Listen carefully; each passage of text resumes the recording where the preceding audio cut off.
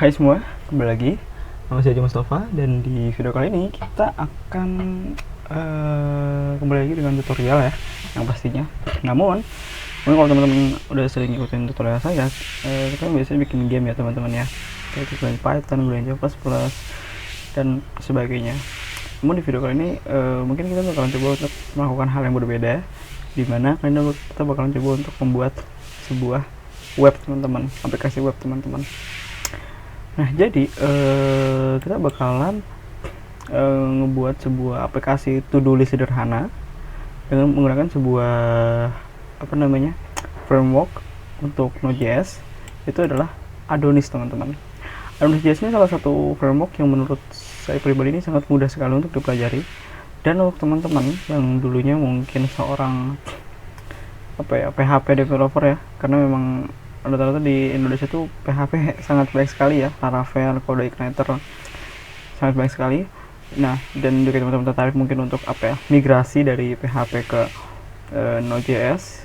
Nah, Adonis ini bisa sebagai gerbang gitu ya, karena memang Adonis itu mirip sekali dengan Laravel teman-teman, sangat amat mirip, sangat amat mudah.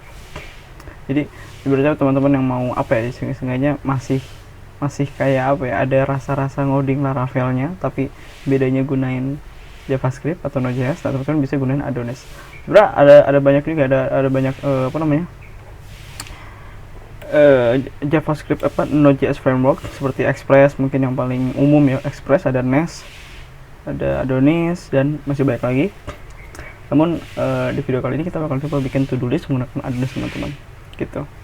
Nah, di sini kita bisa ke bagian dokumentasinya, ke introduction-nya. Nah, di Adonis, jadi buat teman-teman yang nggak tahu, Adonis itu dulunya ini kan di sekarang versi 5 ya. Dulunya dia tuh gunain JavaScript teman-teman. Namun di versi terbarunya dia tuh sekarang gunain TypeScript teman-teman. Tapi tenang aja kok teman-teman, nggak usah panik gitu ya. Namun penggunaan TypeScript dan JavaScript itu pada dasarnya hampir sama sih, nggak beda jauh sih. Kalau TypeScript itu kan ibaratnya kita ngasih type kan ke JavaScript-nya gitu, jadi pada dasarnya nggak beda jauh. Jadi kalau misalnya teman-teman sudah punya basic JavaScript, ke TypeScript pun itu mudah kok, jadi nggak akan butuh waktu yang lama untuk memahaminya gitu ya. Jadi pada dasarnya mudah gitu. Oke, terus untuk installnya mungkin kita ke bagian installation. Nah, untuk install ininya, Adonisnya, teman-teman butuh Node.js versi 14 teman-teman. Misalnya coba saya cek punya saya Node.js. Nah, di sini saya udah versi 18. Jika teman-teman pengen install Node.js, saran saya pilih yang LTS ya, long term support. Karena nantinya itu bakal lama, lebih lama disupport sama official dari Node.js-nya gitu. Setelah itu teman-teman bisa ngebikin new project baru, teman-teman bisa bikin di folder mana. Habis itu teman-teman bisa gunain perintah ini. Untuk npm ini, untuk yarn atau pnpm, teman bisa pilih yang mananya gitu. Oke. Nanti teman-teman bakal milih kayak 3 buah project, itu adalah web. Nah, nanti teman-teman pilihnya yang web ya teman-teman ya, pilihnya yang web karena kita kan mau bikin aplikasi web ya kan. Kalau teman-teman pengen bikin API, teman-teman bisa pilih API. Kalau Slim di sini sih tulisannya kayak dia itu sama project, namun dia tuh kayak nggak ada additional package, jadinya kayak nggak baterai include gitu. Jadinya kayak benar-benar barebone lah, benar-benar project Adonis, tapi ya nggak ada fitur-fiturnya gitulah. Jadinya kita harus install sendiri gitu lah, pada dasarnya kayak gitu. Oke. Jadi itu dia, teman-teman bisa gunakan perintah ini. Dan lalu jangan lupa pilih web. Di sini saya udah ngelakuin itunya. Jadi sengaja saya skip ya, karena lumayan lama, butuh waktu yang lumayan lama kalau misalkan internetnya lambat. Tapi kalau teman-teman internetnya agak cepat, mungkin butuh waktu yang cepat gitu ya. Oke, jadi mungkin saya bakal ngejelasin beberapa folder yang ada di sini ya, sebisa saya ya, karena saya mungkin juga maksudnya penjelasan mungkin kurang begitu jelas. Teman-teman bisa coba baca dokumentasi ya, kan di sini adalah sumber yang paling jelas.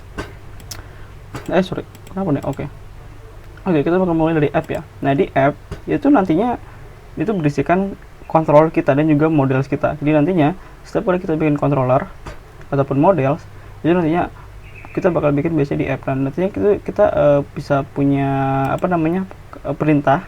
Kalau misalnya teman-teman perhatiin di sini dia ada di Adonis itu dia punya perintah gitu, kayak ibaratnya kalau di PHP itu ada di Laravel ada artisan ya kan. Nah di Adonis dia punya namanya S gitu. Jadi di app ini biasanya itu berisikan ya aplikasi kita, bisa itu controller, bisa itu model, nanti akan disimpan di sini. Ada middleware juga deh kalau nggak salah, cuma saya agak lupa deh, kalau nggak salah ya ada.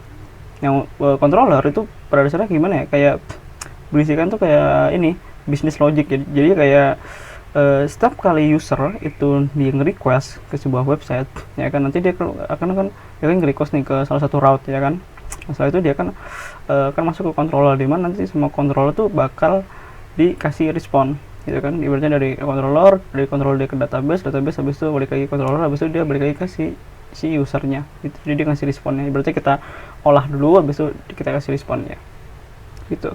Nah nantinya akan juga ada model. Nah kalau model itu pada dasarnya representasi dari database kita gitu. Jadi nantinya di model itu kan nanti kan ya contoh misalkan kalau database kan ada ID gitu ya, yang unik ya kan, ada ID, ada mungkin kalau misalkan database-nya to do list ada ID, ada teksnya, ada done-nya apa kira udah kelar gitu kan. Jadi pada dasarnya itu kayak merepresentasikan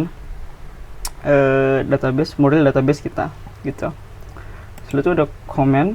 Kalau ini sih katanya nggak harus diubah-ubah deh. Jadi ada beberapa file yang nggak harus diotak-atik sih gitu. Jadi ya begitulah, nggak harus kita otak-atik lah, kita diemin aja nggak apa-apa. Config,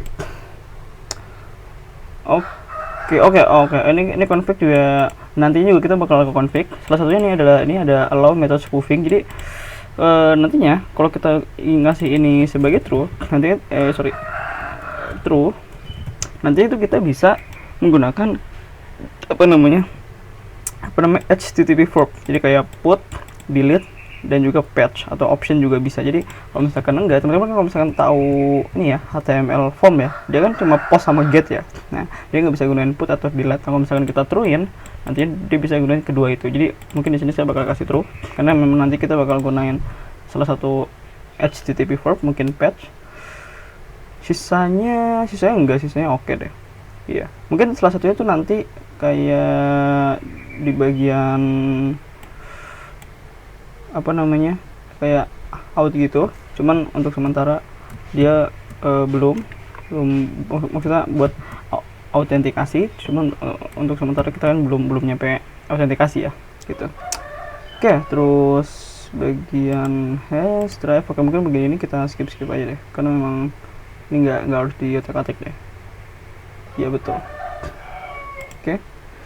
Kontrak juga ini kita nggak harus nyentuh ini. Jadi ini nggak harus itu. Terus node module ya berisikan ini kita ya, apa namanya ya, modul-modul atau package yang udah kita install. Ada provider. Ya ini saya nggak pernah nyentuh nih ya. Sebelumnya mungkin maksudnya saya pernah gitu bikin beberapa web gunain Adonis, namun saya nggak begitu nyampe expert banget gitu ya. Jadi kalau misalnya teman-teman mungkin yang udah gunain Laravel udah lama banget, udah jago banget ya, mungkin teman-teman tahu lah kayak gini maksudnya apa. Teman-teman kalau saya maksudnya kalau nyampe ke dalamnya tuh nggak begitu ini banget, tahu banget gitu. Nah di publik tuh biasanya kita nantinya itu bakal ngasih static ini kita, apa namanya, static file kita ya, bisa itu JavaScript, bisa itu gambar, bisa itu CSS-nya gitu. Dan enaknya di Adonis kalau misalkan kita apa namanya nampilin static file di Adonis tuh kayak simple lagi. Jadi nantinya Adonis tuh by default dia tuh bakal kayak ngasih apa namanya path publik di belakang nama filenya gitu. Jadi kita tinggal tulis aja kayak nama filenya gitu, terus itu muncul deh gitu. Jadi lumayan simple. Nah di resource ini akan berisikan view kita, jadi template engine kita. Kalau teman-teman tahu di PHP kan atau di Laravel itu kan mereka punya blade ya kan, di Adonis mereka punya edge gitu. Jadi welcome.edge gitu. Jadi memang ini template-nya sama seperti HTML gitu kan ya.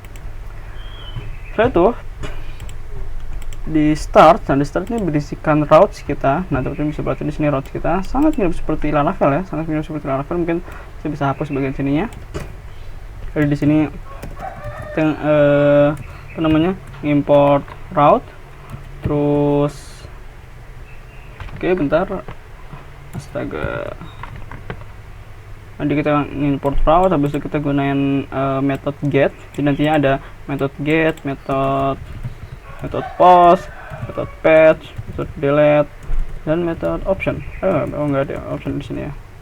Habis itu nantinya di sini, dan di sini nantinya kita punya konteks. Jadi konteks itu nanti ada banyak ya, ada view, ada request. Jadi pokoknya nanti di parameter sini kita tuh bisa inilah gunain beberapa fitur yang ada di Adonisnya buat nerima request ataupun respon dari HTTP gitu.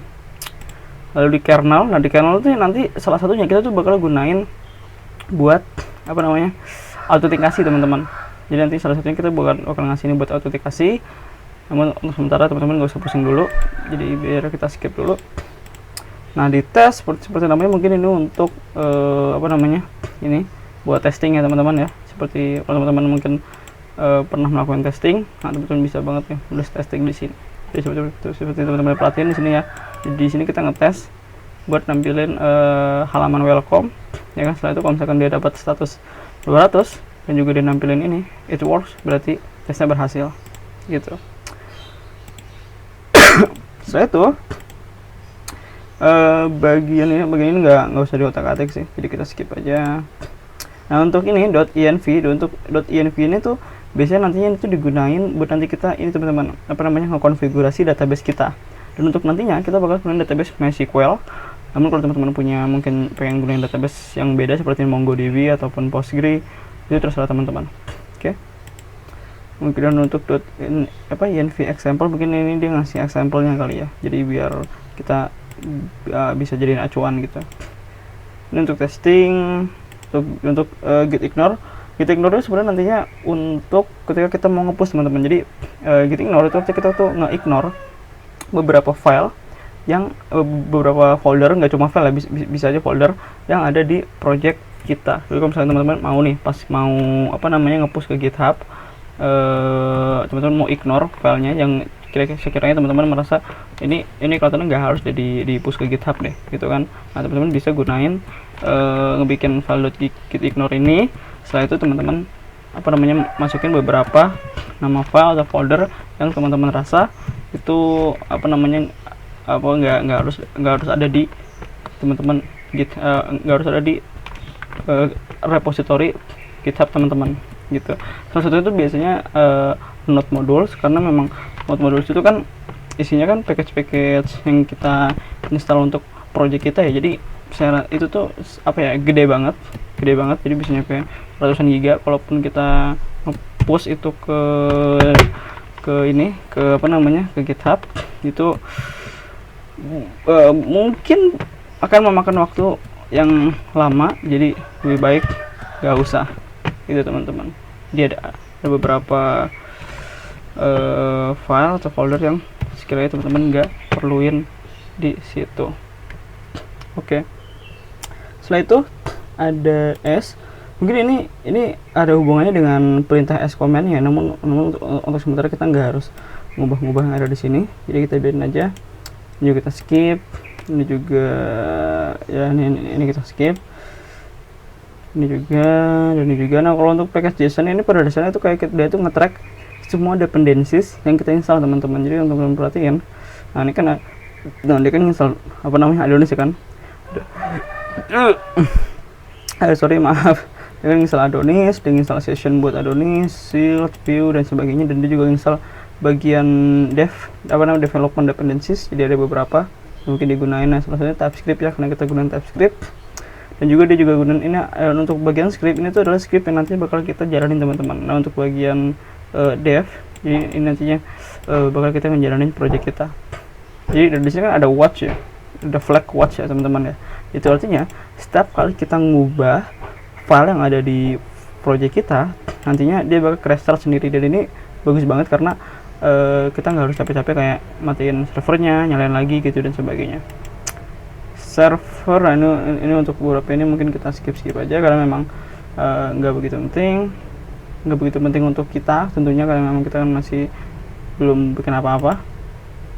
Untuk test config ini sebenarnya untuk ini kali untuk bagian TypeScript-nya, kayak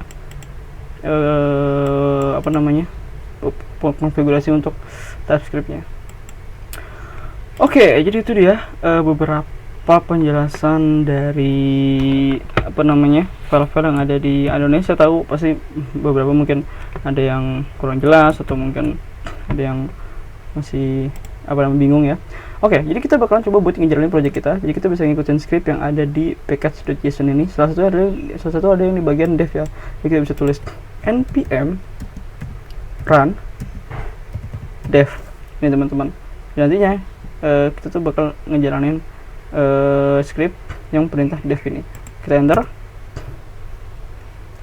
Mungkin di sini bakal agak lama ya karena memang baru pertama kali dijalanin projectnya, dia agak lama. Nah teman-teman perhatiin di sini dia ngejalanin node as serve, di sini flag watch.